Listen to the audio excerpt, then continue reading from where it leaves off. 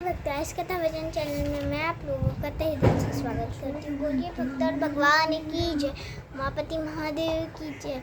भक्तों, आज मैं आपको एक कथा सुनाने जा रही हूँ। एक बार की बात है, जब मनुष्य का जन्म हुआ था। जब वो पृथ्वी लोक पे आ रहा था तो उसने हरि से बहुत सारी बातें पूछी थी कि मुझे ये होगा, मुझे ऐसे करके उसने हरि को कहा, मैं इस जगत में भटक जाऊंगा तो कृपा कर आप मेरे साथ किसी को भेज दीजिए। तो प्रभु ने सोचा कि ठीक है, अगर तुम ऐसा कह रहे हो तो मैं भेज देता हूँ। तो उन्होंने एक देवदूत को उनके साथ भेज दिया। फिर जब वो गए तो उनका नाम था ज्ञान, तो वो उसके साथ जा रहे थे। तो जब वो उनके साथ जा रहे थे, तभी जब रास्ते में, तो आप जानते ही हैं, लोभ मोह क्रोध, ये 5 वेग मिले उनको रास्ते में।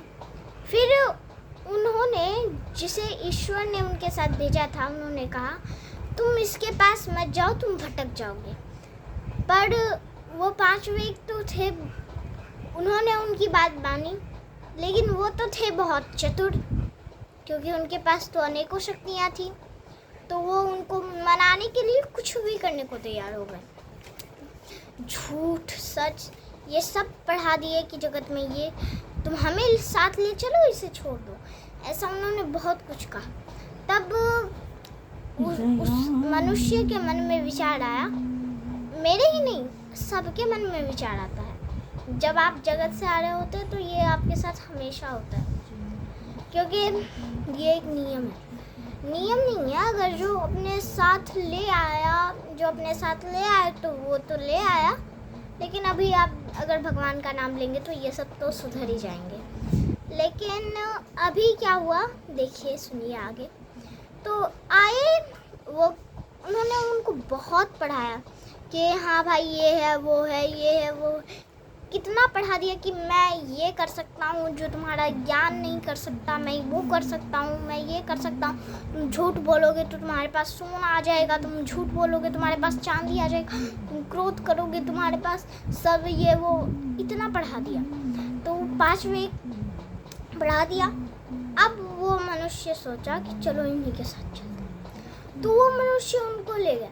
ज्ञान ने उन्हें रोका कि मत जाओ इनके साथ, मेरे साथ चलो, हमेशा कगार पे रखूंगा। पर उसने नहीं सुनी। कहा कि अगर जो तुम्हें इतना ही अपने ऊपर घमंड है तो सोच लो कि मैं तो जगत पिता का बेटा हूँ, तुम क्या कर लोगे, तुम तो बस उनके मात्र सेवक हो। ऐसा कह के ज्ञान को उन्होंने ठुकरा दिया, भेज दिया। ये सब करते हैं आते साथ, ये सब करते हैं। ऐसा नहीं, कोई भी ऐसा नहीं करता कि जो नहीं किया।